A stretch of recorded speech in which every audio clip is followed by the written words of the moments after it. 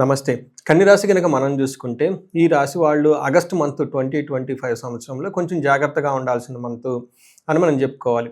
కొంచెం గ్రహాల యొక్క పరిస్థితి ప్రతికూలంగా ఉండటంతో, అనుకోని విధంగా ఇబ్బందులు ఫేస్ చేసే అవకాశం ఎక్కువగా ఉంటుంది. మనం ఫస్ట్ గనక ఇందులో ఉన్న నక్షత్రాలు గనక చూసుకుంటే, ఉత్తర 2, 3, 4 పాదాలు, హస్త 1, 2, 3, 4 పాదాలు, తర్వాత చిత్త 1, 2, 3 పాదాలంతా 1, 2 పాదాలంతా కూడాను మనకి కన్య రాశిలో ఉంటారు. పేరు బలం గనక మనం చూసుకుంటే వీళ్ళకి టో, పా, పీ, పు, షం, నా, టా, పే, పో ఈ అక్షరాలంతా కూడాను మనకి కన్య రాశిలో ఉంటారు. మనం గ్రహ యొక్క స్థితిని బట్టి గనక చూసుకుంటే ఆగస్టు 17న సూర్యుడు మారుతూ ఉన్నారు సింహరాశిలోకి. తర్వాత బుధుడు వచ్చేటప్పటికి కర్కాటక రాశిలో జూలై 22వ తారీఖున మారుతూ ఉన్నారు.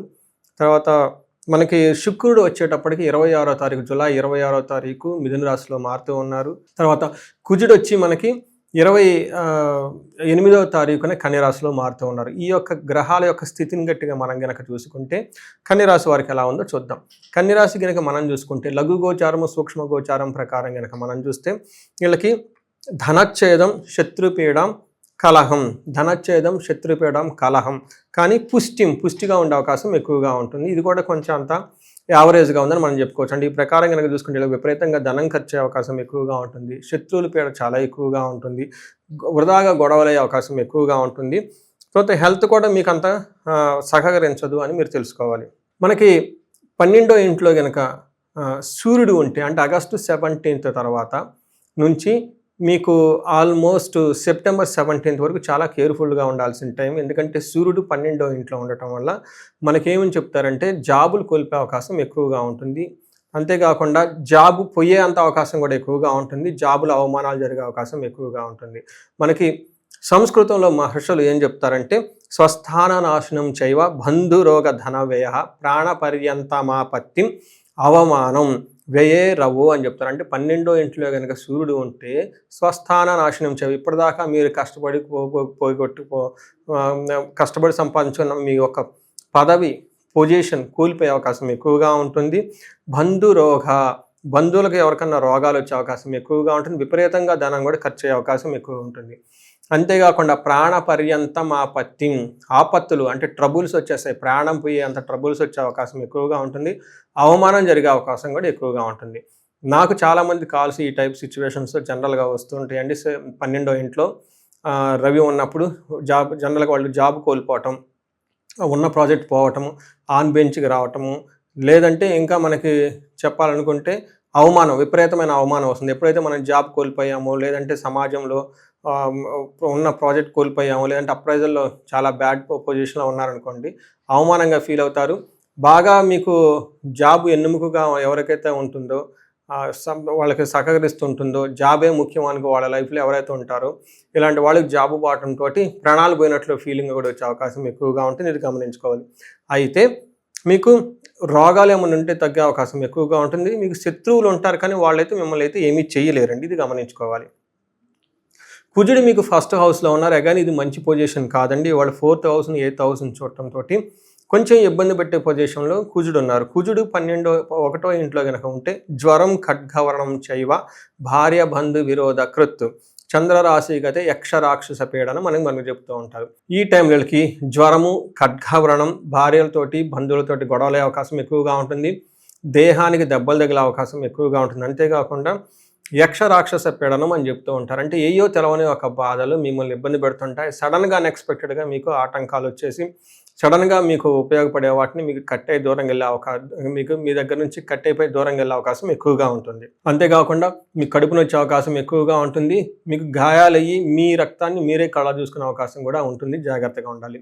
10వ ఇంట్లో శుక్రుడు ఉన్నారండి. శుక్రుడు 10వ ఇంట్లో ఉండటం వల్ల ఇదంత మంచి పొజిషన్ కాదని చెప్తారు. ఏ విధంగా అంటే మనకి వెకులం చైవ నిస్సత్వం అర్ధనాశనం రిపో భయం శ్రీ సౌఖ్య హానిం మాప్నోతి దశమస్తే భృగు అని చెప్తారు. ఈ టైంలో మనకేం చెప్తారంటే మహర్షులు, ఇప్పటిదాకా మీ దగ్గర చక్కగా మీకు అనుకూలంగా ఉండి మీకు ఎవరైతే సపోర్ట్ ఇస్తున్నారో స్టాఫ్ కానీ ఎంప్లాయీస్ కానీ, లేదంటే మీకు సంబంధించిన తెలిసిన వాళ్ళ ఇంటి కానీ బయట కానీ లేడీస్ ఎవరైనా ఉంటే వాళ్ళు మీకు ఇప్పటిదాకా ఎంత మీకు అనుకూలంగా ఉన్నారో వాళ్ళు ఇప్పుడు మీకు వ్యతిరేకంగా మారి మిమ్మల్ని సింహంలో గాండ్రించే అవకాశం ఎక్కువ ఉందని చెప్పేసి శాస్త్రాలు చెప్తూ ఉంటారు. ముఖ్యంగా స్త్రీలైతే వాళ్ళకి సంబంధించిన పురుషుల చేత, అదే గనక పురుషులైతే వాళ్ళకి సంబంధించిన స్త్రీల చేత చాలా ఇబ్బంది పడే అవమానాలు ఎదుర్కొనే అవకాశం ఎక్కువగా ఉంటుంది. తర్వాత మనకేం చెప్తున్నారు, వెకులం ఏదో ఒక మనసులో బాధపడే అవకాశము, బలం తగ్గటం, శత్రువులతో భయము, స్త్రీ సౌఖ్యం లేకపోవటం, అవమానాలు ఇవన్నీ జరిగే అవకాశం ఎక్కువగా ఉంటుంది. అంతేకాకుండా 4వ ఇంట్లో కనుక దృష్టి ఉండటం, ఎడ్యుకేషన్కి సంబంధించిన విషయాల్లో బాగుంటుంది. తర్వాత కొత్తగా వెహికల్ కొనుక్కోవటం కానివ్వండి, ఏదన్నా ఇలాంటి వాటికి సంబంధించిన వ్యవహారాల్లో చాలా అనుకూలంగా ఉండే అవకాశం ఎక్కువగా ఉంటుంది. సో ఇప్పుడు చూశారు కదండి, 3 యొక్క గ్రహాలు ఏది వాళ్ళకి అంత అనుకూలంగా లేకపోవడంతో ఈ రాశి వాళ్ళు కొంచెం జాగ్రత్తగా ఉండాల్సిన టైం అని చెప్పేసి మీరు గమనించుకోవాలి. ఉత్తర ఫాల్గుని, హస్త, చిత్త 3 నక్షత్రాలు ఉన్నాయండి. నక్షత్ర ప్రకారం కనుక మనం చూసుకుంటే ఉత్తర ఫాల్గుని వీళ్ళకి వస్త్రలాభం ఉంది, క్షేమంగా ఉంటారు, సౌఖ్యంగా ఉంటారు, లాభప్రదం కూడా ఉంటుంది. కానీ వీళ్ళకి మృత్యు భయము, మరణము అని 2 చూపిస్తూ ఉంటుంది. ఇక్కడ మరణము అంటే మీరు ఇంతకుముందు తలపెట్టిన కార్యక్రమం ఏదైనా ఉంటే అది అంతటితో అర్ధాంతంగా ఆగిపోయే అవకాశం ఎక్కువగా ఉంటుంది. ఇక్కడ మృత్యు భయం అంటే ఫ్యూచర్లో మీకు అసలు ఎలాంటి ఉంటుంది, ఫ్యూచర్ ఉంటుందా లేదా అన్న ఈ టైపుకి సంబంధించినగా అతిగా భయపడే అవకాశం ఎక్కువగా ఉంటుంది. సో వీటికి సంబంధించిన జ్యోతిష్కుల్ని కలిస్తే వాళ్ళు మీకు సరైన డైరెక్షన్, అవగాహన మీకు ఇస్తూ ఉంటారు. హస్తా నక్షత్రం వాళ్ళు కనుక చూసుకుంటే వీళ్ళకి లాభప్రదంగా ఉంటుంది. విదేశాగమనం, పరవాసనము, న్యూగా బట్టలు కొనుక్కోవటం, షాపింగ్లు చేసే అవకాశం ఎక్కువగా ఉంటుంది. అయితే వీళ్ళకి ఒకటి మాత్రం జాగ్రత్తగా ఉండాలి, మరణము అని చూపిస్తుంది. అంటే మీకు తెలిసిన పని, మీకు బాగా ఎప్పటిదాకా చేస్తున్న పని మధ్యలో అర్ధాంతంగా ఆగిపోయేసి ముందుకెళ్ళని పరిస్థితి ఉంటుంది. అదేవిధంగా చిత్తా నక్షత్రం వాళ్ళకి కనుక చూసుకుంటే వీళ్ళకి వస్త్రలాభం ఉంటుంది. Foreign related income, foreign related అవకాశాలు ఎక్కువగా ఉంటుంది. విదేశాగమనం, ఫారిన్ వెళ్ళే అవకాశము, ఫారిన్ ట్రావెల్ చేసే అవకాశము, ఫారిన్లో స్టే చేసే అవకాశం కూడా ఎక్కువగా ఉంటుంది. లాభప్రదంగా ఉంటుంది. అంతేకాకుండా దేహపీడనం, వీళ్ళకి శారీరకంగా కొంచెం ఇబ్బంది పడే అవకాశం ఎక్కువగా ఉంటుంది. మరి ఉత్తర ఫాల్గుని వాళ్ళకి పశునాశనం అని చెప్పుకోవాలి. ఎవరికైనా కనుక వ్యవసాయం చేసే వాళ్ళు ఉంటే, లేదంటే ఎంప్లాయీస్ కానీ ఎవరైనా ఉంటే వాళ్ళకి బాగా సపోర్ట్ ఇచ్చే కాలు కానివ్వండి, వెహికల్స్ కానీ, ఇంట్లో ఎలక్ట్రానిక్ వస్తువులు కానీ, ఇలాంటి వాటికి సంబంధించిన వస్తువులు మీకు ఉపయోగం లేకుండా పడిపోయి ఇబ్బంది పెట్టే అవకాశం ఎక్కువగా ఉంటుంది. చిత్తా నక్షత్రం వాళ్ళు కనుక చూసుకుంటే అగైన్ ధననాశనం వీళ్ళకి విపరీతంగా ఉంది. అనుకోని విధంగా ధనం కోల్పోయే అవకాశం ఎక్కువగా ఉంది. సో చూశారు కదండి, నక్షత్రాల ప్రకారం ఎలా ఉందో మీరు తెలుసుకున్నారు. సో ఈ రాశి వాళ్ళకి కనుక చూసుకుంటే మీరు ఖచ్చితంగా మహామృత్యుంజయ మంత్రాన్ని నిరంతరం జపించుకోవాలి. అమృత మృత్యుంజయ పాశుపత అభిషేకం చేసుకోవాలి. వీలైతే ఇంకా మన్యు పాశుపత అభిషేకాన్ని ఖచ్చితంగా చేసుకోవాలి. ఈ రాశి వాళ్ళకి ధన ప్రవాహం కనుక ఎక్కడైనా కనుక ఆగిపోయి ఉంటే సామూహికంగా నా ఆధ్వర్యంలో శ్రావణ మాసం 21, 22 తారీఖుల్లో విశేష హోమాలు, అభిషేకాలు చేయటం జరుగుతుంది. గురువారం 21వ తారీఖున కుబేర పాశుపత అభిషేకం చేయటం జరుగుతుంది. దీని యొక్క ముఖ్య ఉద్దేశం మీ ఇంట్లో ధనం స్థిరంగా నిలబడాలని. లాస్ట్ శుక్రవారం వచ్చేటప్పటికి ఇక్కడ మహాలక్ష్మి విశేష హోమం చేయటం జరుగుతుంది. ఈ మహాలక్ష్మి విశేష యోగంలో 2 భాగాలు ఉంటాయి. ఫస్ట్ హోమం వచ్చేటప్పటికి శీఘ్రంగా ధనం రావటం, అంటే త్వరగా మీ ఇంటికి ధనలక్ష్మి రావాలని.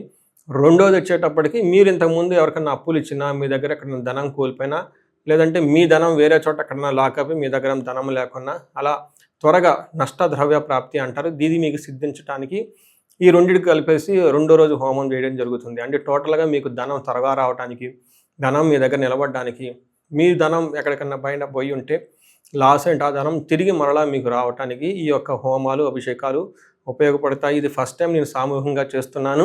అయితే ఈ ఆగస్టు మంత్ వచ్చేటప్పటికి మనకి శుక్లపక్ష అష్టమితో స్టార్ట్ అవుతుంది. శ్రావణ మాసం శుక్లపక్ష అష్టమితో స్టార్ట్ అయ్యి మనకి సప్తమి భాద్రపద మాసంతో కంప్లీట్ అవుతుంది. ఈ మధ్యలో ఉన్న 31 రోజులు కనుక చూసుకుంటే ప్రతిరోజు ఎంతో విశిష్టత కలిగిన రోజు, ఎంతో ఆధ్యాత్మికంగా ప్రాముఖ్యత కలిగిన రోజు.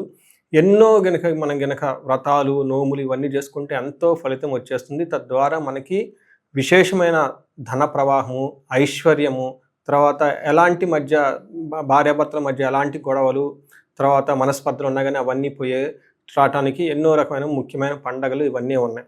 అందులో ముఖ్యంగా మనం చూసుకుంటే ఈ శ్రావణ మాసంలో ప్రతి ఒక్కళ్ళు సోమవారాలు చేస్తారు, మంగళగౌరి వ్రతాలు చేస్తారు.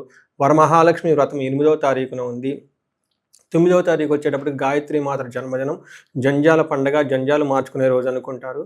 తర్వాత వచ్చేటప్పటికి 16వ తారీఖు కృష్ణ జన్మ అష్టమి ఉంది. అశేష దుఃఖ నివారణార్థం లక్ష్మీనారాయణం భజే అని చెప్తూ ఉంటారు. అంతేకాకుండా మనకి 27వ తారీఖు వినాయక చవితి వ్రతం ఉంది. ఎవరికైతే సిద్ధి, బుద్ధి కావాలనుకుంటారో వాళ్ళు వినాయకుడిని తప్పకుండా ఖచ్చితంగా ఆ రోజున వినాయక చవితి పండగని ఉత్సాహంగా సెలబ్రేట్ చేసుకోండి. ఇక్కడ సిద్ధి అంటే అనుకున్న పని అనుకున్న విధంగా జరగటము. బుద్ధి అంటే మనకు డెసిషన్ మేకింగ్ పవర్ చాలా స్ట్రాంగ్‌గా ఉండటం. ఇంటెలిజెన్స్ ఏది మంచి, ఏది చెడు అని తెలుసుకునే ఒక విజ్డమ్, విజ్ఞానం అంతా కూడాను మనకి బుద్ధి ద్వారానే వచ్చేస్తుంది. ఈ సిద్ధి, బుద్ధి కావాలన్నా, ధనం కావాలన్నా, అనేకమైన దుఃఖాలు పోయేసి పరిహారం జరగాలన్నా, భార్యాభర్తల మధ్య సరైన అవగాహన ఉండాలన్నా గానీ, శివుని యొక్క కటాక్షం వచ్చి అశేషమైన దుఃఖంగా ఉన్నా గానీ, ఇవన్నీ పోవటానికి ఈ శ్రావణ మాసంలో ఉన్న ఎన్నో పండగలు, తర్వాత పర్వదినాలు చక్కగా జరుపుకోవాలని చెప్పేసి నేను కోరుకుంటున్నాను. మీ అందరికీ ఆయుష్షు, ఐశ్వర్యం కలగాలని చెప్పేసి నేను కోరుకుంటున్నాను.